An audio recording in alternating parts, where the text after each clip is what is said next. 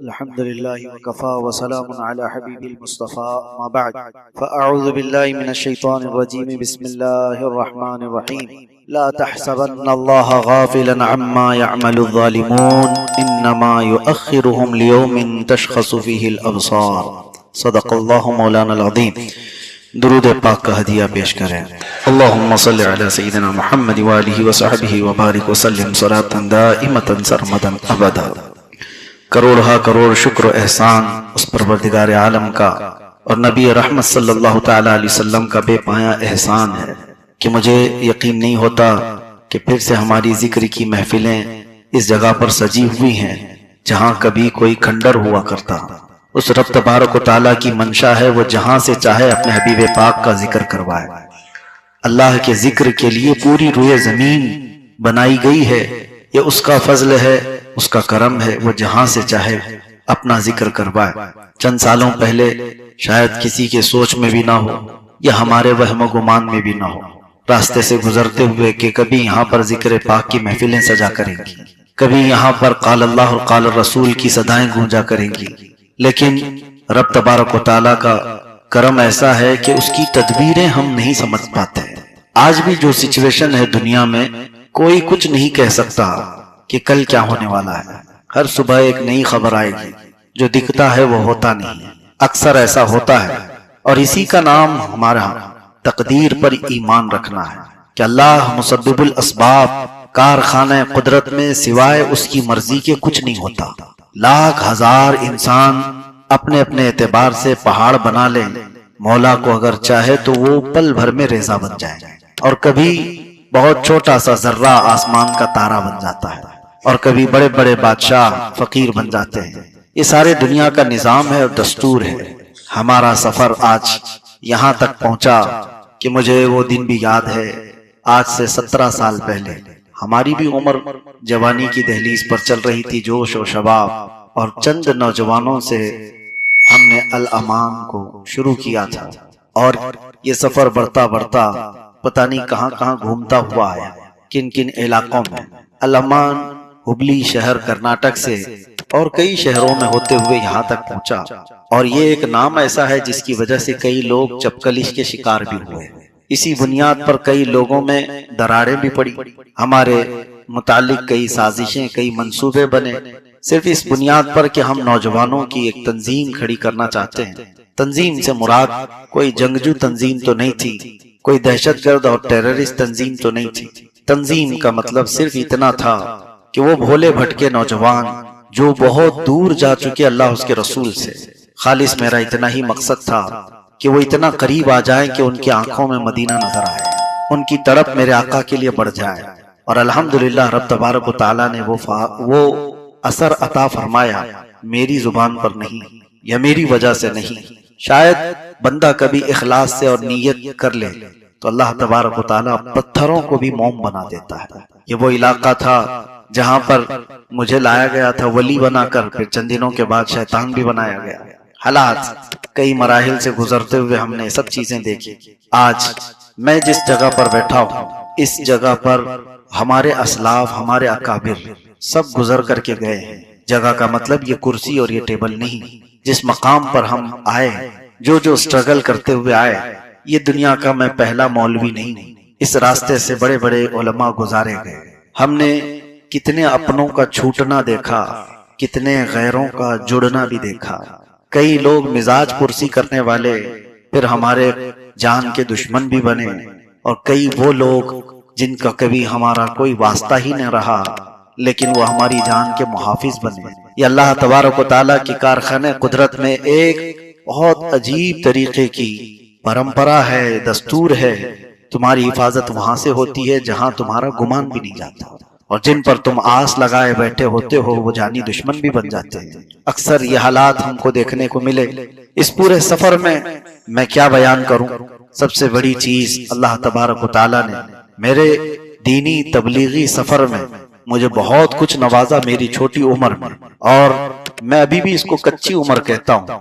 40 کو جب تک بندہ نہیں پہنچا وہ کچی عمر کا ہی، 40 کو پہنچے تو اس کی زندگی کی اثر ہو گئی ہے، تو ابھی ہم وہاں تک پہنچے نہیں، لیکن اس کچی عمر میں دنیا کے بہت سارے نشیب و فراز میں نے دیکھے، اور ہو سکتا ہے بہت جلدی جلدی مجھے اس لیے دکھایا گیا ہو کہ ہماری زندگی بھی شاید تھوڑی ہو، بہت جلدی ہم کو دنیا سے رخصت ہونا ہو۔ میں نے بہت تھوڑے سے سفر میں جو منزلیں دیکھی وہ میں آپ کے سامنے رکھتے ہوئے یہ عرض کروں کہ مجھے جو کچھ بھی ملا ہے اس میں سب سے بڑا انعام اللہ کی طرف سے جو دیا گیا ہے وہ مرکز ناموس رسالت ہے، جس کی چھت کے نیچے آج آپ بیٹھے ہیں، اور جب یہاں صدائیں گونجتی ہیں اللہ اکبر کی تو میرے عزیزوں روح کے اندر اترتی ہیں، روح کے اندر اترتی ہیں۔ ایک ویران مٹی کو اللہ تبارک و تعالی اپنے ذکر کے لیے چن لیتا ہے، یہ کسی کے وہم و گمان میں نہیں، کوئی منصوبہ بندی اور بڑی پلاننگ کے ساتھ نہیں، رب تبارک و تعالی منتخب فرماتا ہے جس اس جگہ پر، اور یہاں پر بیٹھے ہوئے سارے لوگ، اس میں کوئی پاک سائٹ کے زیادہ نہیں ہیں، محلے کے زیادہ لوگ نہیں، باہر سے آئے ہوئے، دور دراز سے آئے ہوئے، کچھ تو ایسے ہیں کہ آج میں آپ کو بتاؤں صرف اور صرف ہمارے ساتھ افطار کرنے کے لیے حیدرآباد سے فلائٹ لے کر کے آئے، افطار کی اور نماز پڑھے اور واپس حیدرآباد چلے گئے۔ تو کچھ وہ لوگ ہیں جن کو رب تبارک و تعالیٰ نے دور دراز سے کھینچ لیا۔ یہ کشش، یہ جو جذب کرنے کی صلاحیت ہے وہ عمارتوں میں نہیں آتی، وہ عشق رسول میں آتی ہے۔ عمارتیں بہت ساری ہیں لیکن دور دراز سے لوگ کھینچے ہوئے آئیں، اور وہ بھی کوئی ایسی چیز نہیں کہ یہاں پر نان کھٹائی بٹتی ہو یا لفافے دیے جاتے ہیں، ایسی کوئی چیز نہیں، روحانی غذا ملتی ہے تو بندہ کھینچا ہوا چلا آتا ہے۔ بہرحال اللہ تبارک و تعالیٰ ان محفلوں کو سدا سلامت رکھے، نظر بد سے اللہ محفوظ فرمائے۔ لیکن ابھی منزل پر ہم نہیں پہنچے، منزل وہی ہے جب ہماری سانس رک جائے، اور وہ کہاں رکتی ہے وہ اللہ بہتر جانے۔ تو جب تک حالات پھر نشیب و فراز آتے رہیں، کل کیا ہونے والا ہے نہ میں لکھ کے دے سکتا ہوں نہ آپ گارنٹر بن سکتے ہیں۔ اس سفر میں بہت ساری چیزیں ہوتی ہیں، ایک حدیث میں آپ کو سنا کر آگے بڑھتا ہوں۔ اللہ کے نبی صلی اللہ تعالی علیہ وسلم نے فرمایا قیامت کے قریب ایک بہت بڑی جنگ ہوگی جس کو الملحمۃ الکبریٰ کہا جاتا ہے، حدیثوں میں اس کا ذکر ہے۔ یہ جنگ کا میدان ملک شام بنے گا، دمشق میں یہ جنگ ہوگی، دمشق کے قریب، جس کو آج دمسکس کہا جاتا ہے، سیریا۔ اور وہ جنگ اتنی بڑی ہوگی کہ مومنین کے خلاف لڑنے کے لیے جو کفار و مشرکین ہوں گے وہ 80 جھنڈوں کے نیچے آئیں گے، اور ہر جھنڈے کے نیچے 12,000 کی فوج ہوگی۔ 12,000 کو اگر آپ ملٹیپل کریں 80 سے تو تقریباً 9,60,000 کی فوج بن جاتی ہے۔ تو 9,60,000 کی فوج اگر ایک ساتھ لڑنے کے لیے آتی ہے تو فی الحال پوری دنیا میں اتنی بڑی فوج مقابلہ نہیں کرتی، ٹکڑیاں آتی ہیں، جنگ کرنے کے طریقے آج آپ سب دیکھ رہے ہیں۔ 9,60,000 فوج اگر ایک بار لڑنے کے لیے آتی ہے تو ایک بہت بڑی طاقت سے مقابلہ ہوگا مسلمانوں کا۔ لیکن رسول پاک صلی اللہ تعالی علیہ وسلم نے فرمایا مسلمان کتنے ہوں گے وہ تعداد تو نہیں بتائی، وہ کتنے ہوں گے تعداد میں یہ بتایا نہیں گیا، لیکن یہ بتایا گیا کہ جیسے ہی پہلا دن ہوگا 1/3 مسلمان میدان چھوڑ کے بھاگ جائیں گے، 1/3 حصہ ہوگا مسلمانوں کی جماعت کا جو میدان چھوڑ کر بھاگ جائیں گے۔ لیکن ساتھ میں میرے مصطفیٰ کریم صلی اللہ علیہ وسلم نے فرمایا وہ اس روئے زمین کے سب سے بدترین لوگ ہوں گے، ان کی توبہ بھی نہیں ہوگی، وہ سب سے بدترین لوگ ہوں گے جنہوں نے سختیوں کا مقابلہ نہیں کیا اور میدان چھوڑ کر نکل گئے۔ اور اس کے بعد میرے آقا صلی اللہ تعالی علیہ وسلم فرماتے ہیں جنگ کا دوسرا مرحلہ ہوگا، دوسرا دن ہے یا دوسرا مرحلہ، دوسرا مرحلہ ایسا ہوگا کہ مسلمانوں کا 1/3 حصہ، 1/3 حصہ قتل ہو جائے گا، شہید ہو جائے گا۔ اور میرے آقا صلی اللہ علیہ وسلم نے یہ فرمایا وہ اس روئے زمین کے سب سے افضل ترین شہداء ہوں گے، سب سے افضل شہید ہوں گے۔ دو باتیں یاد رکھیں آپ، میں یہ حدیث کیوں عرض کر رہا ہوں؟ مومنین کا مقابلہ بہت بڑی طاقت سے ہے، لیکن جماعت میں 1/3 جماعت چھوڑ کر بھاگ جائے گی، اور دوسرے مرحلے میں 1/3 جماعت قتل ہو جائے گی، شہید ہو جائے گی۔ اب حضور پاک صلی اللہ علیہ وسلم فرماتے ہیں اللہ تبارک و تعالیٰ تیسرے مرحلے پر جو 1/3 حصہ بچا تھا مومنین کا، ان کو فتح مبین عطا فرمائے گا۔ فتح تو ہوگی، هو الذی ارسل رسولہ بالہدی ودین الحق لیظہرہ علی الدین کلہ، وہ رب ہے جس نے اپنے رسول کو ہدایت اور حق کے ساتھ بھیجا تاکہ یہ دین کو غالب کر کے رہے، اور یہ دین غالب آئے گا۔ فتح تو ہوگی، لیکن فتح تک پہنچنے کی جو منزل ہے وہاں تک پہنچنے کے لیے ہمیں 2 چیزوں کا سامنا کرنا پڑ رہا ہے۔ کسی بڑے سکسس کو پانے کے لیے 2 چیزوں کا سامنا کرنا ہے۔ وہ 2 چیزیں کیا ہے؟ پہلی چیز اپنوں کا ساتھ چھوڑ دینا، دوسری چیز ہے اپنوں کا ہمارے سامنے قتل ہو جانا۔ یہ دو چیزیں جو برداشت کر کے کھڑا رہا اللہ اسے فتح عطا فرماتا۔ یہ بہت بڑی چیز ہے، میں کہہ رہا ہوں آپ کسی میدان میں کھڑے ہیں، کچھ آپ کے ساتھ منصوبہ بنانے والے، آپ کے ساتھ پلاننگ کرنے والے اچانک چھوڑ کر بھاگ جائیں، یہ دل پر بہت سخت بیتتی ہے، یہ بہت کٹھن وقت ہوتا ہے۔ جب کسی کو توڑ دیا جائے تو اس کے اپنوں کو توڑ دیا جاتا ہے، اور اس وقت وہ کھڑا رہا۔ پھر دوسرا مرحلہ اس کے ساتھ یہ آیا کہ اس کے جو خاص تھے وہ قتل ہو گئے، انتقال کر گئے، آدمی پھر ٹوٹ جاتا ہے۔ کچھ چھوڑ گئے اور کچھ قتل ہو گئے، اور اس کے بعد جو کھڑا رہا وہ کوئی بزدل کھڑا نہیں ہو سکتا، وہ وہی کھڑا ہوگا جو پہاڑ ہوگا ایمان کا، وہی کھڑا رہے گا، اور اسی کو اللہ تبارک و تعالیٰ فتح مبین عطا فرماتا ہے۔ میرے عزیزو، یہ حدیث یہ آخری زمانے میں پیش آنے والی ایک جنگ کے متعلق تو ہے، لیکن اس کا امپلیمنٹ ہماری زندگی کے ہر شعبے میں کیا جا سکتا ہے، ہر شعبے میں۔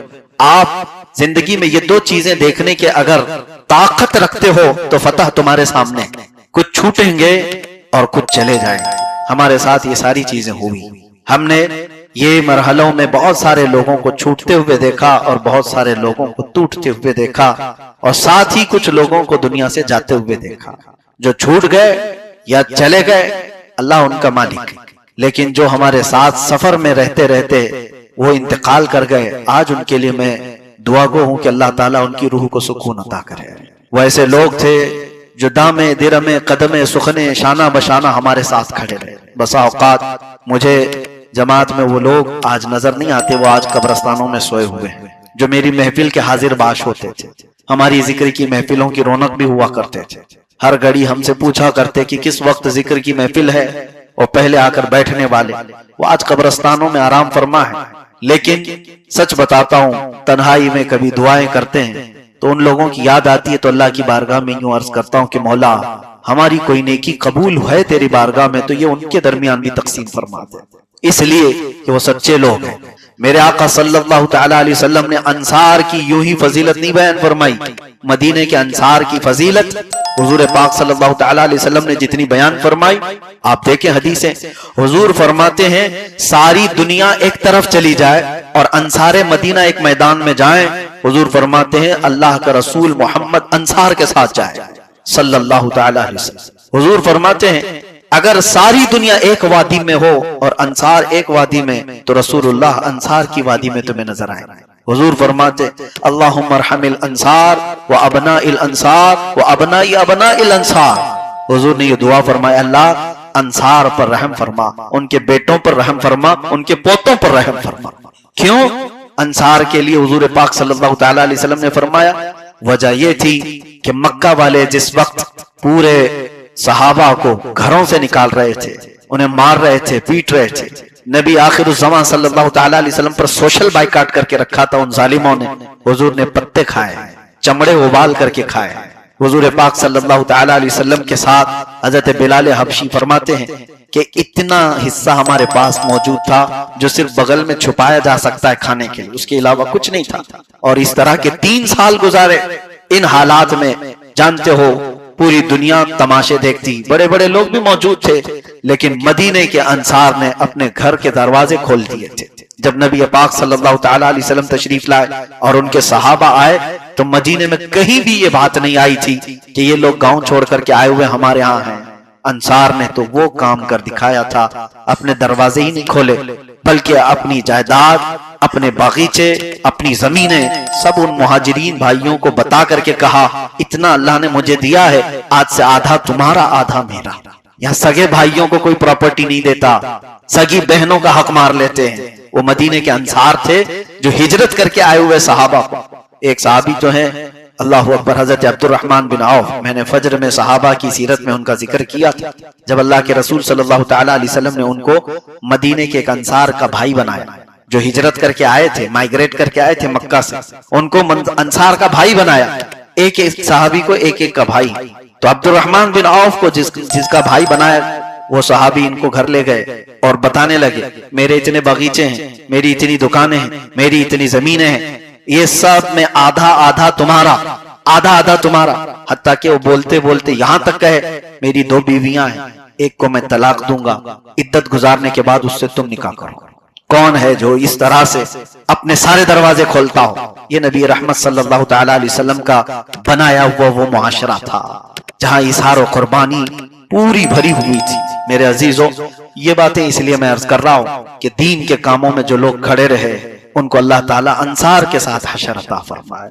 آج میرے ساتھ جو لوگ شروع سے سفر میں رہے یا پھر آتے رہے، جڑتے رہے اور اپنے اپنے جان کی بازی لگائے ہوئے، کئی مرحلے انہوں نے بھی دیکھے۔ مجھے یاد ہے کہ جب آپ سب دور رہنے والے شاید نہ جانتے ہوں، جس وقت ظالم درندوں نے مجھے اٹھایا تھا، ایسا نہیں کہ میں اکیلا گیا تھا، میرے پیچھے 25-30 لوگ اور بھی گئے تھے، اور انہوں نے رمضان جیل میں کاٹے اور واپس آئے۔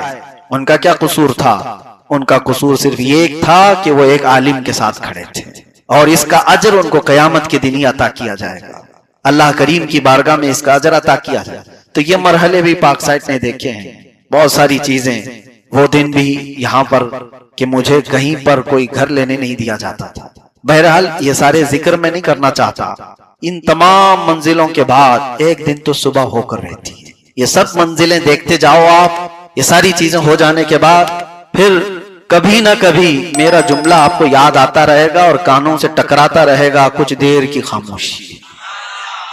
یہ جملہ ٹکراتا رہے گا زندگی بھر بار بار، اور پھر وہ ایک دن آئے گا جب صبح ہوگی اور یہ کالی اندھیریاں چھٹ جائیں۔ بہرحال آج کے حالات پر میں آپ کو چند باتیں نصیحتاً عرض کرتا ہوں۔ کبھی بھی یہ بات تاریخ میں ہے، موجود ہے، اللہ تبارک و تعالیٰ نے بہت چھوٹی طاقتوں سے بڑے بڑے ظالموں کا حشر پورا کر دیا، برا انجام کیا۔ فرعون کو مارنے کے لیے بہت بڑی فوج نہیں آئی تھی، پانی سے وہ ہلاک ہو گیا۔ نمرود کے متعلق کہا جاتا ہے ایک لنگڑے مچھر نے اس کے دماغ میں گھس کر اس کی پوری جان لی، اور اسی طرح سے جنگ بدر میں ابو جہل کو بڑے بڑے پہلوانوں نے نہیں مارا، دو چھوٹے بچے معاذ اور معوذ رضی اللہ تعالیٰ عنہما نے کام تمام کیا۔ بہت ساری تاریخیں ایسی موجود ہیں، اور ہوتا کب ہے ایسے؟ قرآن کی آیت میں نے آپ کو شروع میں ہی پڑھ کے سنائی، لا تحسبن اللہ غافلا عما يعمل الظالمون۔ اللہ فرماتا ہے ظلم کرنے والے ہرگز یہ گمان مت کرو کہ اللہ بے خبر ہے، اللہ دیکھ رہا ہے۔ آج پوری دنیا میں جو حالات بنے ہوئے ہیں، خاص طور پر امریکہ کی دادا گیری، سپر پاور ہونے کا نشہ، جو وہ یہ سمجھتا ہے کہ ہر ملک میں اپنا آتنک پھیلا ہے، جو خود آتنک پھیلاتا ہو، دہشت پھیلاتا ہو، اور پوری دنیا کو وہ امن کی ڈگری بانٹ رہا ہو، اور پوری دنیا میں ٹیررزم کا صفایا کرنے کی بات کرتا ہو۔ ایک ایسی حماقت ہے، دنیا دغلے پن کو محسوس نہیں کر پاتی یا پھر جان بوجھ کر خاموش رہتی ہے۔ سب کو پتا ہے، سب کو پتا ہے نہتے بچوں کا قاتل کون ہے، 70,000 لوگوں کو جھٹکے میں قتل کر دینے والے لوگ کون ہیں۔ فرعون کے متعلق تو تاریخ میں ہے کہ اس نے اپنی کرسی ہلتی ہوئی دیکھی، ایک خواب دیکھا تھا، اس نے خواب دیکھا تھا کہ ایک تارا ٹوٹ کر کے گرا ہے، اس کے گود میں آ گیا ہے۔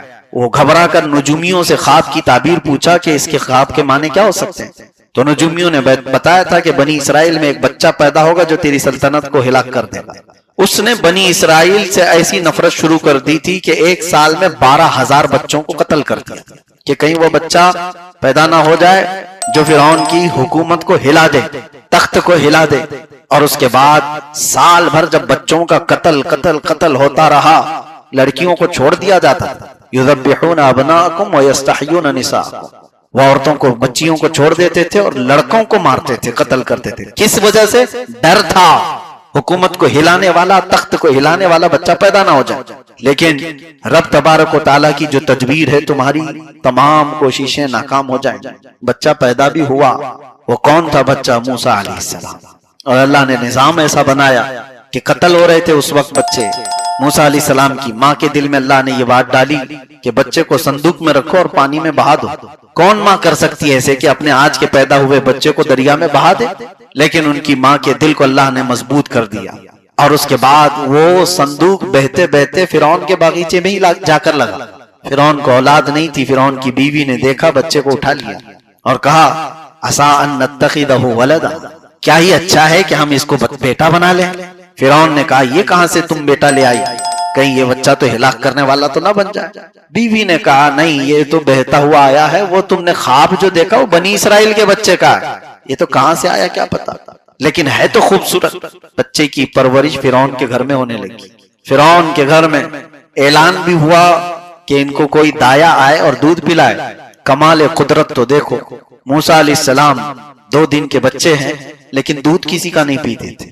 ان کی بہن وہاں کھڑی تھی، اس نے کہا ایک دایا کو میں جانتی ہوں، اس کا دودھ ہر بچہ پی لیتا ہے. کہا گیا کہ ٹھیک ہے لے آؤ، ہم جو وہ قیمت بولے گی ہم اس کو قیمت دیں گے دودھ پلانے کے لیے. شاہی گھرانے کے بچے کو دودھ پلانا ہے. موسیٰ علیہ السلام کی بہن سیدھے جا کر اپنی ماں کو لے آئی، کہا کہ یہ دایا ہے اور اس کا دودھ بچے پیتے ہیں. تو اس ماں کے گود میں جب بچے کو دیا گیا، موسیٰ علیہ السلام اپنی ہی ماں کے سینے سے دودھ پینے لگے. نظام قدرت دیکھو رب تعالیٰ، ان کی ہی ماں سے دودھ پلوایا جا رہا ہے، پلس اجرت بھی دی جا رہی ہے. بچے کو پالنے اور بچے کو دودھ پلانے کی اجرت بھی. اور پالا کہاں جا رہا ہے؟ وہی فرعون کے محل کے چھت کے نیچے. میرے عزیزو، یہ کارخانہ قدرت کے جو معاملات ہیں تمہاری سمجھ سے بھی بالاتر.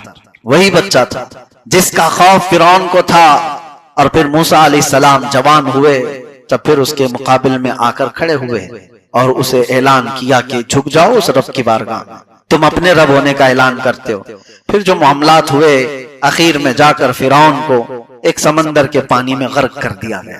موسیٰ علیہ السلام کو اس فرعونی لشکر سے نجات دی گئی، فتح مبین عطا فرمائی گئی 10 محرم کو. اب میں تاریخ کے اس حصے سے آپ کو یہ بتانا چاہتا ہوں، ظالم جتنے بھی منصوبے بنا لے، جتنے بھی پلان بنا لے، لوگوں کو ڈر سنانے کے لیے آج دنیا میں کیا کیا کہا جاتا ہے، مسلمانوں کو نروس کرنے کے لیے. تم کچھ نہیں کر سکتے، ہاتھ بھی نہیں ہلا سکتے، تم کہیں سے کچھ بول بھی نہیں سکتے، ہم وہ طاقت والے لوگ ہیں، ہمارے پاس آئرن ڈوم ہے، ہمارے پاس تھاٹ ہے، ہمارے پاس فلاں ہے. سب کی واٹ لگئی ہے تھاٹ کی، یہ تو دنیا دیکھ رہی ہے. اور میں جنگوں کے حالات پر زیادہ گفتگو نہ کرتے ہوئے صرف یہ بات بتانا چاہتا ہوں، ہم کسی کے پکش یا اپکش میں بات کرنے کی بات نہیں کہہ رہے. ایک بات یاد رکھو، کسی پر اتنا ظلم نہ کرو، اتنا ظلم نہ کرو کہ جب وہ مظلوم کھڑا ہو جائے تو تمہارے پاؤں ہلنے لگ جائیں. اکثر ایسا ہوا ہے. ایک بات یاد رکھو، امریکہ اور اس کے ہم نواؤں کا ظلم بہت ہو چکا ہے، بہت ہو چکا ہے. کیا ایسا نہیں ہوگا کہ کسی بچے کی آہ رب العزت کی بارگاہ میں نہیں پہنچی ہوگی؟ کیا ان ماؤں کی چیخیں نہیں پہنچتی ہیں جن کے گودوں کو اجاڑ دیا گیا ہے؟ کئی ایسے بچے ہیں قبرستانوں میں وہ جاتے ہیں، عید کے دن اپنے باپ کا نام لے کر پکار رہے ہوتے ہیں، سرانے پر بیٹھ کر اپنے باپ سے بات کر رہے ہوتے ہیں. یہ وہ بچے ہیں جن کو ابھی ماں باپ کا پیار صحیح طریقے سے ملا نہیں تھا کہ ظالموں نے ان سے چھین لی. کتنے بچے وہ ہیں جن کے سامنے ان کی ماؤں کو تڑپا کر کے مار دیا گیا. میں کبھی کبھار سوچتا ہوں جس کے دل میں تھوڑا بہت بھی رحم ہو وہ جانور کے بچے کو بھی ماں سے دور نہیں کرتا.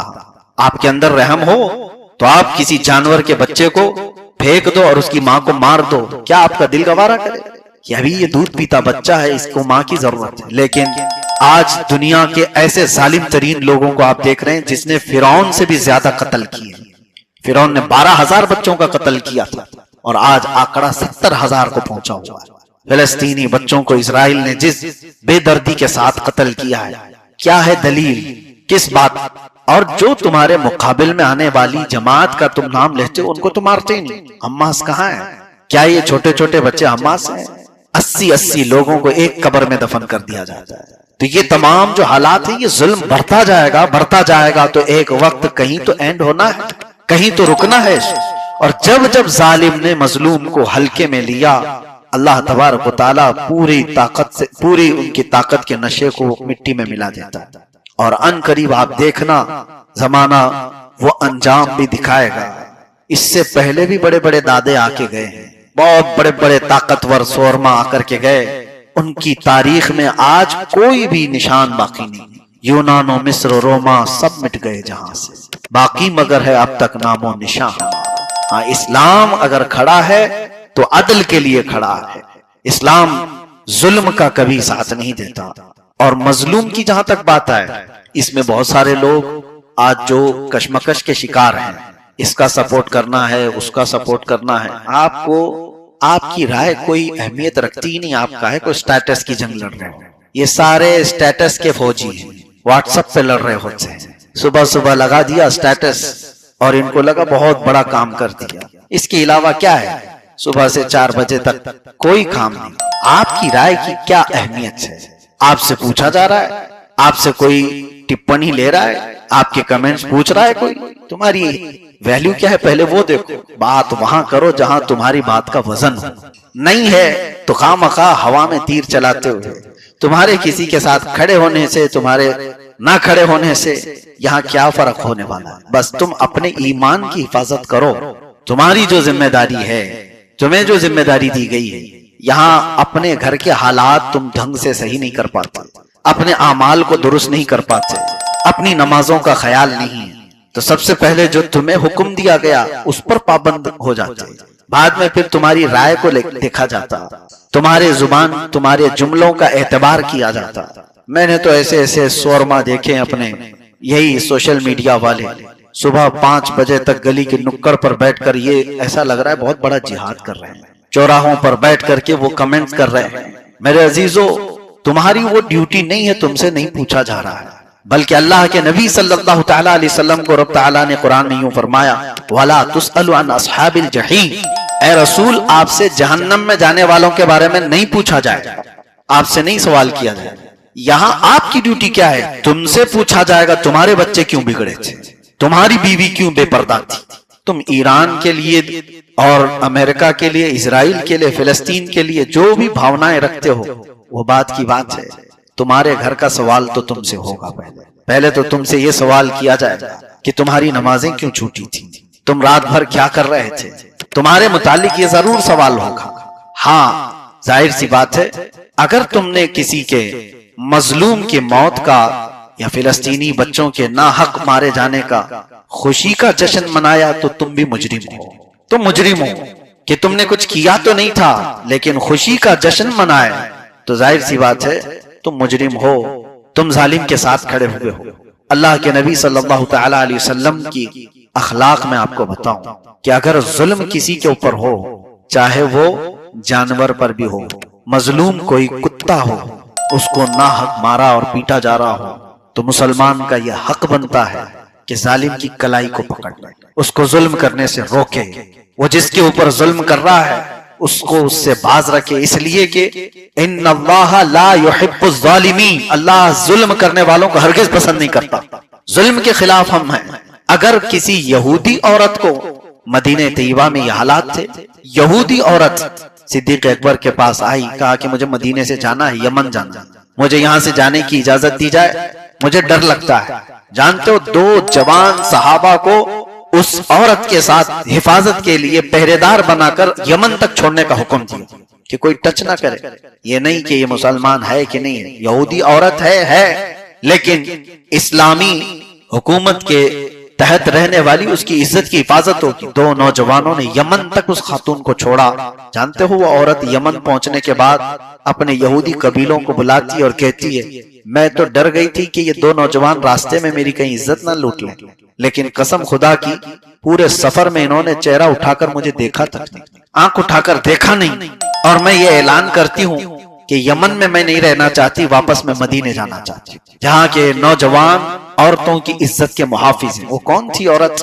یہودی عورت تھی۔ اسلام نے ناحق کسی کو ظلم کرنے کی اجازت نہیں دی ہے، اور جو ظلم ہو رہا ہے وہ اللہ تبارک و تعالی علیم و خبیر ہے، ان ظالموں کے کاموں سے وہ بے خبر نہیں۔ دیکھنا قرآن میں اللہ یہ بھی فرماتا ہے سَيَعْلَمُ الَّذِينَ ظَلَمُوا أَيَّ مُنْقَلَبٍ يَنْقَلِبُونَ، ان قریب ظلم کرنے والے یہ دیکھ لیں گے کہ کس کھائی میں ان کو گرایا جائے گا، وہ کس کھائی میں گرنے والے ہیں۔ خبریں مسلسل آتی رہیں، یہ جھوٹے دجال میڈیا کی خبروں پر یقین بھی مت کرو، جس کی جلی ہوئی ہے پوری تمام تر فوج اور حالات، وہ کبھی نہیں بتاتا، کیونکہ میڈیا پر کنٹرول، خبروں پر کنٹرول، ساری چیزوں پر کنٹرول۔ لیکن کب تک کرو گے؟ رب تبارک و تعالیٰ کے نظام پر تو کنٹرول نہیں کر سکتے، اس کے موت و حیات پر کنٹرول نہیں کر سکتے، اور کہاں سے کہاں کیسے کیسی چیزیں آئیں گی یہ آپ دیکھنا۔ دنیا ہمیشہ حیرت انگیز چیزوں کو دیکھتی آئی ہے، کل کو یہ باتیں خبر میں آئیں گی، کل کا مطلب صبح ہی نہیں، آنے والے دور میں بچے اور آپ سب لوگ ایک خبر دیکھیں گے کہ ایک بہت چھوٹی طاقت جس کو 20-25 سال سے توڑ کے رکھا گیا تھا، اس نے بہت بڑے سورما کو گھٹنے پر لا دیا۔ یہ چیزیں نہیں ہے، یہ دستور کے حساب سے چلی آ رہی ہے۔ ابرہہ بادشاہ بہت بڑے ہاتھیوں کا فوج لے کر آیا تھا، اور مقابلہ کرنے کے لیے مکہ والے بھی کھڑے نہیں ہو پا رہے تھے. خانہ کعبہ کو ڈھانے کے لیے آ گیا تھا کہ ختم کرنا ہے، کعبہ کو ہی مٹانا ہے. ہاتھیوں کو لے کر کے آیا تھا. رب تبارک و تعالی نے کیا بھیجا؟ الم تر کیف فعل ربک باصحاب الفیل الم یجعل کیدہم فی تضلیل. یہ پوری سورہ ہے. اللہ فرماتا ہے اے محبوب کیا آپ نے نہیں دیکھا ہاتھی والوں کے ساتھ اللہ نے کیا کام کیا، کیسے معاملہ فرمایا؟ الم یجعل کیدہم فی تضلیل، کیا ان کے منصوبوں کو اللہ نے ختم نہیں فرمایا؟ وہ اپنے بنائے ہوئے منصوبوں میں پھنس جائیں گے. اور اللہ تعالیٰ فرماتا ہے وَأَرْسَلَ عَلَيْهِمْ طَيْرًا أَبَابِيلَ، ان پر ابابیل چڑیوں کی جھنڈ کو بھیج دیا. تَرْمِيهِمْ بِحِجَارَةٍ مِّن سِجِّيلٍ، ان کو وہ نوکیلے پتھروں سے مارتی تھی. آج یقین ہوگا ابابیل چڑیا ختم نہیں ہوئی، آج بھی ہے. چھوٹی چھوٹی سی چڑیا اور وہ جلدی بیٹھتی نہیں ہے. اس کی عادت یہ ہے کہ اڑتی رہتی اڑتی رہتی اڑتی رہتی. وہ اپنا اکثر حصہ ہوا میں ہی گزارتی. اس چھوٹی سی چڑیا کو اگر تم ہاتھ میں لے کر مسل دو گے نا تو ختم ہی ہو جائے گی، ختم ہو جائے گی. لیکن قرآن یہ کہہ رہا ہے وہ چھوٹے نوکیلے پتھروں سے ہاتھیوں پر بمباری کرتی تھی، مارتی تھی. اور جیسی ہی وہ پتھر گرے تو ہوا کیا؟ ارے کہیں کسی ہاتھی کی چمڑی کو لگا ہو، کان کو لگا ہو، نہیں. اللہ فرماتا ہے فَجَعَلَهُمْ كَعَصْفٍ مَأْكُولٍ، وہ تو چڑیوں نے ایسا مارا جیسے بھنی ہوئی مرغی کو چھیل کے رکھ دیا گیا. مرغی کھانے کے بعد آدمی کیسے اس کی ہڈیاں بکھر جاتی ہیں، گوشت نکلا ہوا ہے، ہڈیاں نکلی ہوئی، پر نکلے ہوئے، اس کو کہتے ہیں کھائی ہوئی مرغی کی طرح کر دیا تھا ہاتھیوں کو. اور کس نے کیا تھا؟ ابابیل، چھوٹی سی چڑیوں. تو یہ نظام قدرت ہے. بہت بڑی طاقت کے مقابلے میں بہت بڑی طاقت کو ہونا بھی ضروری نہیں ہے. اور اسلامی طاقت، اسلامی تاریخ تو اس سے بھری ہوئی ہے. کبھی بھی آپ اٹھا کر دیکھیں بدر میں میدان میں آنے والے کفار نے بہت ہلکے میں لیا تھا. نبی پاک صلی اللہ تعالی علیہ وسلم کے ساتھ جو صحابہ آئے تھے، ارے 4 گھوڑے تھے 313 لوگوں کے پاس، اور پیروں میں چپل اکثر کے نہیں ہے، ناخن اکھڑ گئے ہیں، اور تیر و تلوار لوگوں کے پاس نہیں. حضرت عکاشہ ایک صحابی کہتے ہیں کچھ بھی نہیں لے کر آیا تھا. حضور سے عرض کیا کہ جنگ میں اترا ہوں. حضور نے فرمایا کوئی لکڑی اٹھا لو. وہ کہتے ہیں میں لکڑی اٹھا کر لایا، حضور نے اس پر مسا کر کے دیا. وہ تلوار سے زیادہ کام کرتی تھی اور وہ لکڑی ختم نہیں ہوئی. انہوں نے اپنے پاس زندگی بھر رکھا، اور دور صدیق اکبر میں بھی تھی، دور فاروق اعظم میں بھی تھی، جس لکڑی سے انہوں نے جنگ بدر لڑی تھی. اور حضرت سہیل بن ثابت ایک صحابی کہتے ہیں کچھ کے پاس تلواریں تھی جس سے سبزی بھی نہیں کٹتی تھی. لیکن قرآن میں اللہ فرما رہا ہے اس واقعے کو ذکر کرتے ہوئے، صحابہ کہتے ہیں ہم کسی کے سامنے مقابلے کے لیے گئے ہوتے، تلوار ہماری اٹھی ہوتی ہے لیکن گردن اس کی پہلے سے گری ہوئی ہوتی. یہ کیسے؟ رب فرماتا وما رمیت اذ رمیت ولکن اللہ رمی، جب تم تیر پھینک رہے تھے اللہ فرما رہا ہے تم نے نہیں پھینکا، اللہ نے پھینکا. فلم تقتلوہم ولکن اللہ قتلہم، تم نے انہیں نہیں قتل کیا، اللہ نے انہیں قتل کیا. ان کے کاموں کو رب تبارک و تعالی اپنا کام فرما رہا ہے. جب مشیت ایزدی کو جلال آتا ہے تو بہت چھوٹی طاقتوں سے اللہ تعالیٰ بڑے بڑوں کے نشوں کو ختم کرتا ہے. ایک رات پہلے بدر کے میدان میں ڈھول تاشے بج رہے تھے، اور وہاں پر گوشت بھنا جا رہا تھا کل کی جشن منانے کے لیے. جیسے یہاں پارٹیاں پہلے سے لڈو بنا لیتی کہ کل تو جیتنا ہے، اور پورے لڈو بنا کر پہلے سے رکھتے ہیں. بدر میں آئے ہوئے کافر پہلے سے بنائے ہوئے تھے اور رات بھر ناچ رہے تھے. یہ 313، ہم تو 1000 کی تعداد، ہاتھی گھوڑے بھی ہمارے پاس، تلوار ہتھیار بھی ہمارے پاس، سارا ساز و سامان ہمارے پاس. لیکن دوسری شام کو پتا چلا 70 مارے گئے اور 70 قیدی بنائے گئے اور باقی جان بچا کر بھاگے. اور 70 جو مارے گئے ان میں کوئی چھوٹا موٹا بھی نہیں تھا. وقت کا دجال ابو جہل بھی مرا ہوا تھا، عتبہ بھی مرا ہوا تھا، شیبہ بھی مرا ہوا تھا، بڑے بڑے لوگ مارے گئے تھے. تو یہ بدر کی تاریخ تھی. اور اللہ کے نبی صلی اللہ تعالی علیہ وسلم کی اس تاریخ میں، اسلامی تاریخ میں ایک شوشہ بھی آپ کو ایسا نہیں ملے گا جہاں بہت بڑی تعداد نے چھوٹے سے لوگوں پر حملہ کیا ہو. نہیں، ہمیشہ سے تاریخ میں ایک ہی چیز دکھتی آئی کہ دنیا بڑی بڑی طاقتیں لے کر کے گئی. حیرت ہوتی ہے بڑی طاقتیں اور مقابلے کے اعتبار سے صلاح الدین ایوبی کو یاد کرو. ہماری اپنی لکھی ہوئی تاریخ نہیں، انگریزوں کی لکھی ہوئی تاریخ ہی پڑھ لینا. انگریزوں نے صلاح الدین ایوبی کی تاریخ لکھی ہے، ہماری نہیں، ان کی لکھی ہوئی. ایک وقت ایسا آیا کہ 4 لاکھ لوگ رومیوں نے، صلیبیوں نے صلاح الدین کے ساتھ مقابلے کے لیے ایک میدان کو انتخاب کر لیا. اور 4 لاکھ لوگ جب جمع ہوئے تو اس وقت حالت ایسی تھی کہ صلاح الدین ایوبی کے پاس صرف 12,000 لوگ تھے.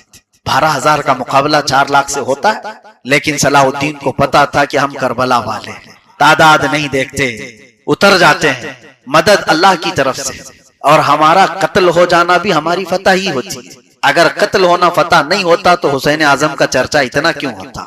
میرے عزیزو، یہ جذبہ شہادت تھا صلاح الدین ایوبی نے۔ 12,000 لوگوں سے وہ جنگ لڑی ہے۔ تاریخ آج بھی بتاتی ہے کہ وہ 4 لاکھ کو، اس فوج کو انہوں نے تتر بتر کر کے رکھا، وہ گھٹنے ٹیکنے پر مجبور ہوئے، سب میدان سے نکل کر کے بھاگے۔ صلاح الدین ایوبی کی یہ تاریخ، اور اس کے بعد بہت ساری تاریخیں ہیں میرے عزیزو، لیکن یہ سب چیزیں ذریعہ بنتی ہیں، یہ ذریعہ ہے، اور حقیقی فتح مبین اللہ کی طرف سے۔ وہ اللہ قادر مطلق اپنے منصوبے پورے فرماتا ہے، وَمَكَرُوا وَاللَّهُ خَيْرُ الْمَاكِرِينَ۔ قرآن میں اللہ فرماتا ہے یہ کافر منصوبہ بناتے ہیں، سازش کرتے ہیں، اور اللہ خفیہ تدبیر کرتا ہے، اور اللہ کی خفیہ تدبیر غالب آ کر رہتی ہے، اس سے بہتر تدبیر کرنے والا کوئی نہیں۔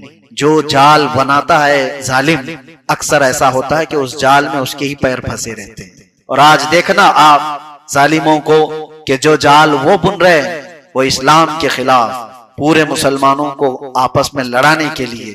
یہ عیاش قسم کے عرب آج بھی ہوش کے ناخن لیں تو ان کی زندگی بچے گی، ورنہ ان کی تباہی بھی طے ہے۔ کیونکہ یہ میں نہیں کہتا، اللہ کے نبی صلی اللہ علیہ وسلم کی حدیث سنا رہا ہوں۔ حضور فرماتے ہیں وَيْلٌ لِّلْعَرَبِ مِن شَرٍّ قَدِ اقْتَرَبَ۔ یہ عربوں کے لیے تباہی ہے، حضور نے فرمایا عربوں کے لیے بربادی ہے، ان قریب ایک ایسی برائی جس کے یہ قریب ہو رہے ہیں۔ وہ کون سی برائی ہے؟ من شر قد اقترب، حضور نے فرمایا ایک ایسی برائی جو عربوں کے قریب آ رہی ہے، جس سے یہ بہت قریب ہو رہے ہیں۔ وہ قریب ہونے والی سب سے بڑی برائی جانتے ہو کیا ہے؟ یہ شرک اور کفر میں مبتلا ہو گئے، اور ہو رہے ہیں۔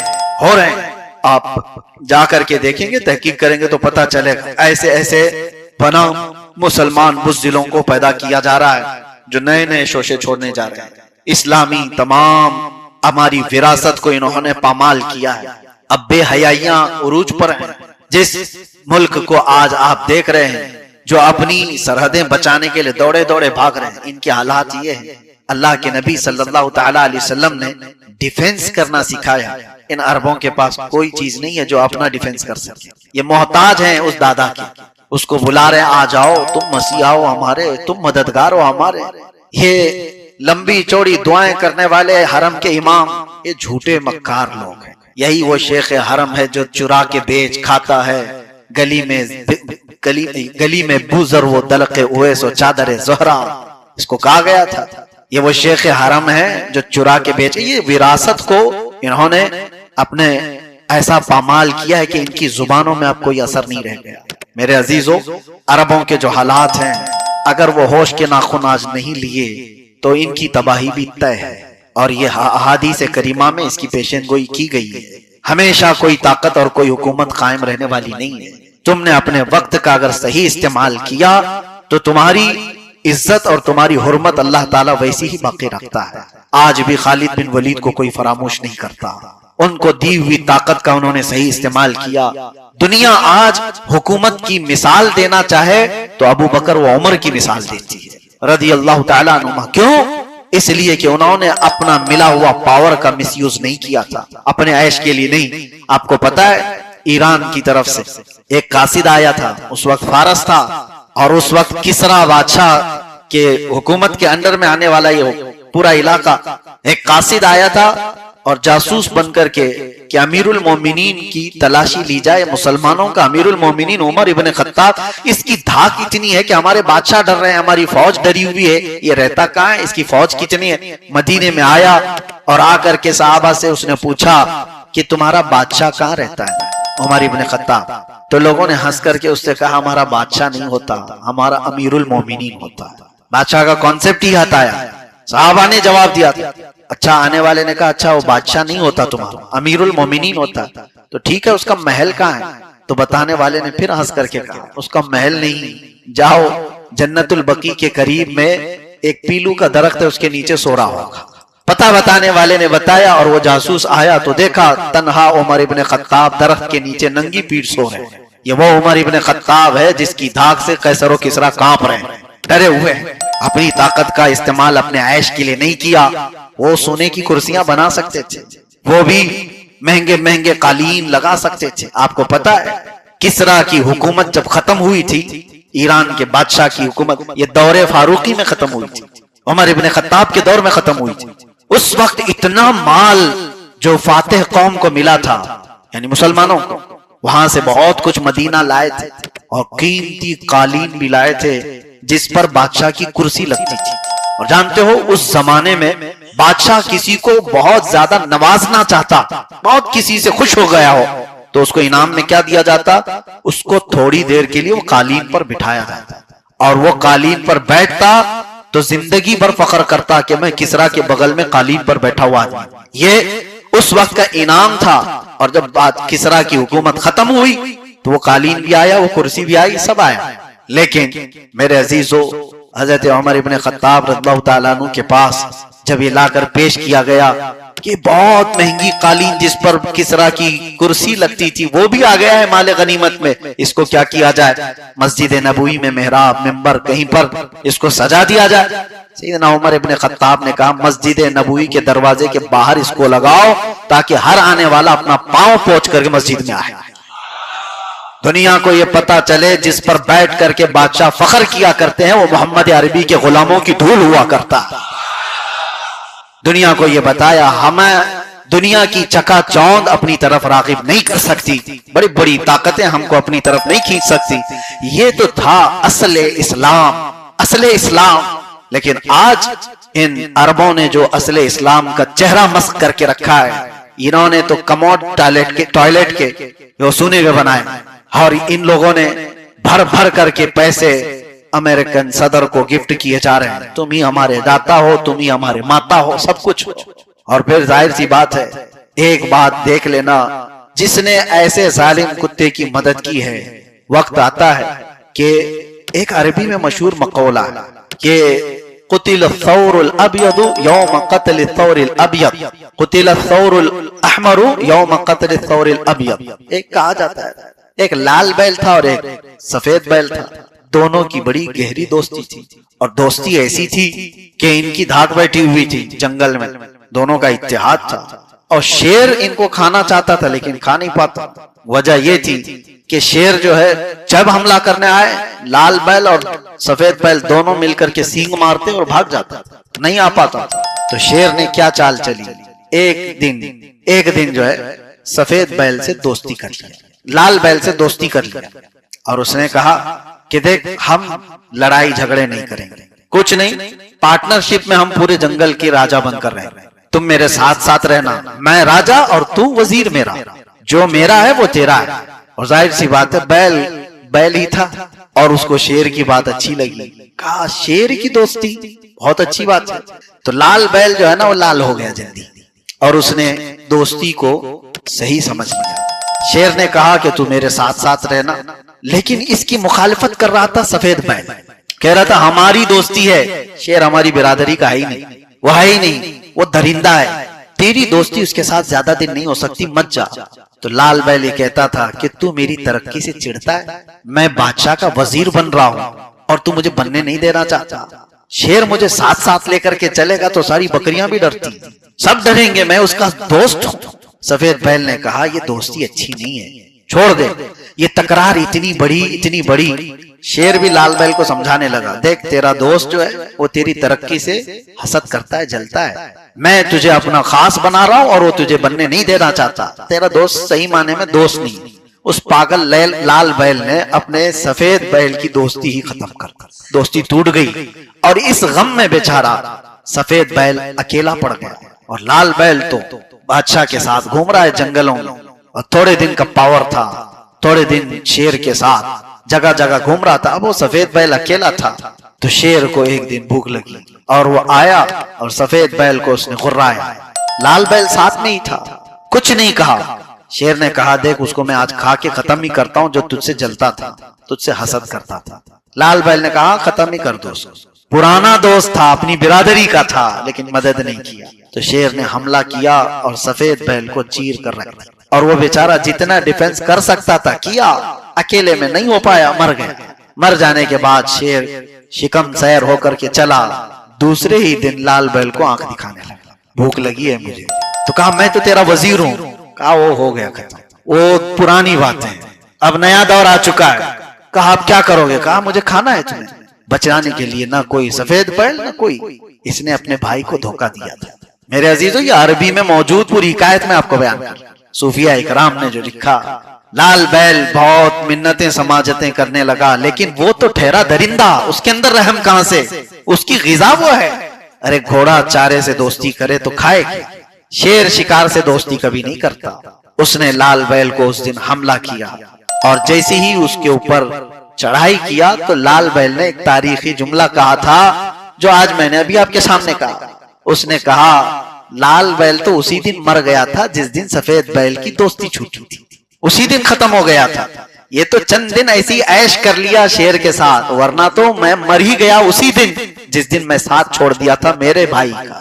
آج اس چیز کو اپنے ذہن میں رکھ کر کے سوچنا، یہ سارے عرب لال بیل ہیں، انہوں نے جس سے دوستی کی ہے وہ یہی سوچ کر کے دوستی کی ہے کہ ہماری تکلیف میں تو مدد کرے گا، کیا خاک مدد کرے گا، وہ اپنی بچا نہیں پا رہا ہے، کیا خاک مدد کرے گا، جب اپنے آپ پر جب بن پڑتی ہے تو پھر آس پاس نہیں دیکھتا دادا، وہ چند دنوں کے بعد کہے گا تم اپنا دیکھو، ہم تو جا رہے ہیں، بہت دور سے آئے تھے، ہم بہت دور سے آئے تھے، تم اپنا دیکھو، اور اس کے بعد کوئی بچا نہیں ہے ان کو، نہ دادا نہ بابا، پھر پڑوس میں جو ہے وہ غرا رہا، تمہارا یہ بھی ماریں گے، تمہارا یہ بھی ماریں گے، تمہارا یہ بھی ماریں گے۔ میرے عزیزو یہ سارا سینیریو جو میں آپ کے سامنے رکھ رہا ہوں، ایک بات ہمیشہ یاد رکھو، اللہ کے نبی صلی اللہ تعالی علیہ وسلم نے ارشاد فرمایا پورا اسلام ایک جسم کی طرح، ایک عضو کو تکلیف ہو تو پورے جسم میں بخار آنا چاہیے۔ ان ظالم عربوں نے فلسطینیوں کے قتل پر خاموش تماشائی بنے دیکھتے رہے، کبھی کوئی ایک جملہ سننے کو ملا آپ کو؟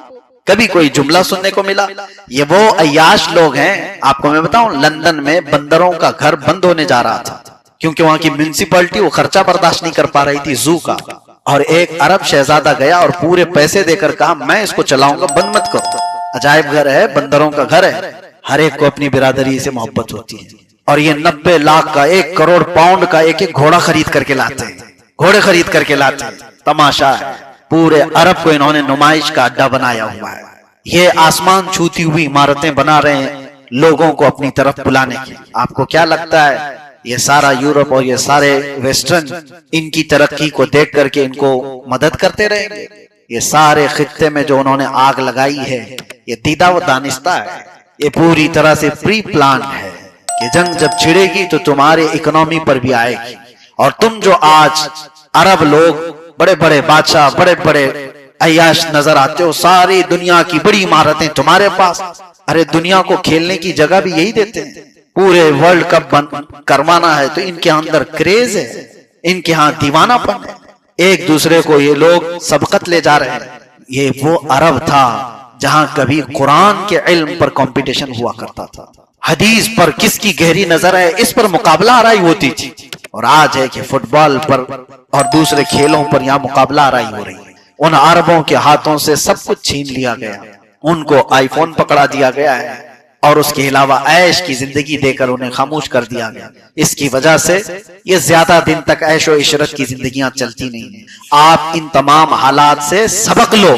اور یہ آپ کے لیے یہاں سٹیٹس کی جنگ نہیں لڑنا ہے، یہ واٹس ایپ سٹیٹس پر آپ جنگ مت لڑو، آپ ان تمام حالات سے درس لو کہ اللہ قرآن میں فرماتا ہے اللہ اس قوم کو اس وقت تک نہیں بدلتا جب تک وہ قوم خود اپنی حالت نہیں بدلتی۔ ہمیں بدلنے کا وقت ہے، جو بچے آج راستہ بھٹکے ہوئے ہیں انہی کے لیے یہ محفلیں ہیں۔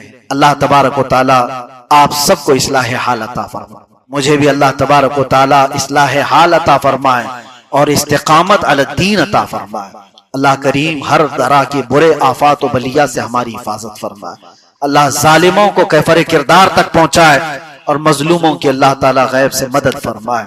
رب تعالیٰ اگر آج کی یہ شب لیلۃ القدر ہے تو مولا بغیر بخشے ہوئے ہم کو اس چھت سے باہر نہ فرما، ہم سب کا بھی شمار جہنم سے آزاد ہونے والوں میں فرما۔ وصلی اللہ تعالی علی خیر خلقہ محمد وآلہ وصحبہ اجمعین برحمتک یا ارحم الراحمین۔